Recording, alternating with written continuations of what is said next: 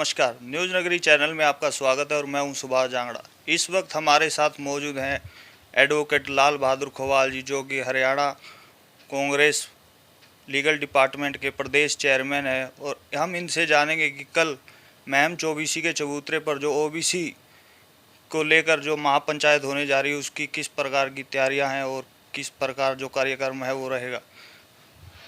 नमस्कार सर। नमस्ते। Sir news बताएं। नगरी नेटवर्क को मैं सबसे पहले बधाई देता हूँ। बहुत बहुत धन्यवाद आपका। सर अब बताएं कि कल जो महम में महापंचायत ओबीसी की होने जा रही है, उसको लेकर क्या तैयारियां पूरी की जा चुकी है। ऐसा है, कल का जो महम में ओबीसी के सामाजिक संगठन जितने भी हरियाणा के हैं, उसके सभी लोग वहाँ एकजुट हो रहे हैं।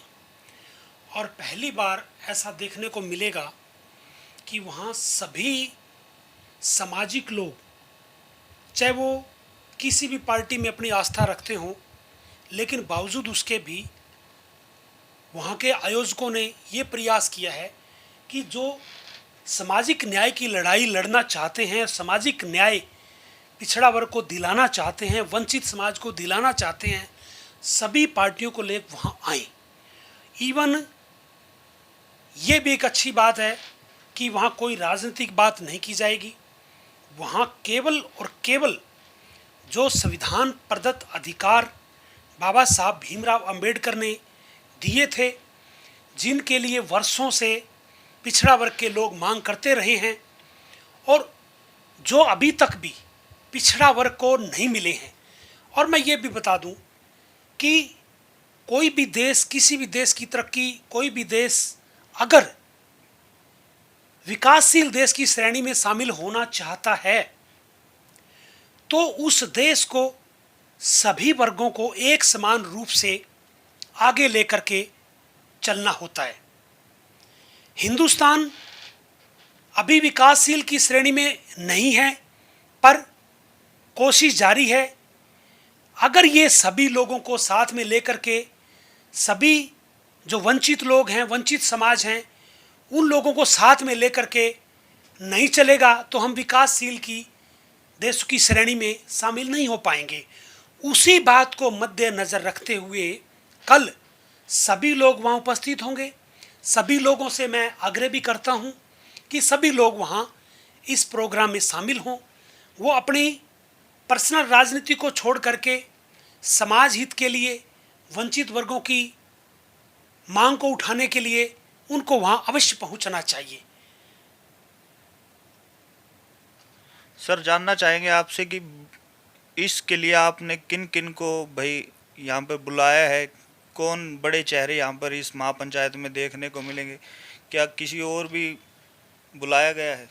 ऐसा है, देखो, इस प्रोग्राम में हमारे जो राष्ट्रीय लेवल पे पिछड़ा वर्ग की जो लड़ाई लड़ रहे हैं, सामाजिक न्याय की लड़ाई लड़ रहे हैं, हमारे चीफ जस्टिस हैं justice V Eshwaraiah ji, chief justice retired V Eshwaraiah ji, जो कि all India backward class federation के राष्ट्रीय चेयरमैन है। इसके अलावा हमारे कार्यकारी अध्यक्ष हैं फेडरेशन के हंसराज जांगड़ा जी। इसके अलावा इलाहाबाद हाई कोर्ट के रिटायर्ड जस्टिस हैं जस्टिस वीरेंद्र यादव जी। और मैं भी all India backward class federation का राष्ट्रीय कानूनी सलाहकार होने के नाते वहाँ पहुँच रहा हूँ।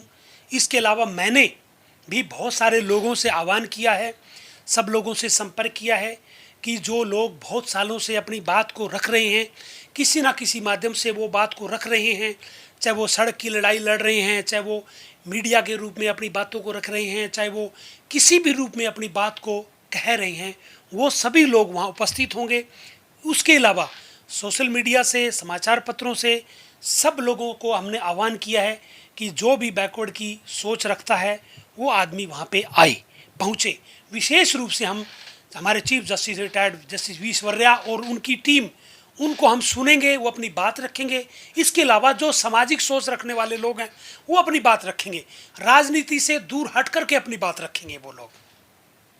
सर जिस प्रकार आपने बताया कि देश प्रदेश के लोग इस महापंचायत में पहुंचेंगे, लेकिन आज हरियाणा में किसानों ने सभी टोल जाम कर दिया, क्या इसका असर भी इसमें संख्या में पड़ेगा महापंचायत की। ऐसा है, देखो, अभी तो मैं कुछ नहीं कह सकता, लेकिन जिस तरह से मेरे पास कुछ टेलीफोन्स आए हैं कि इसमें कुछ सरकार के लोग बाधा पहुंचाने की कोशिश कर रहे हैं।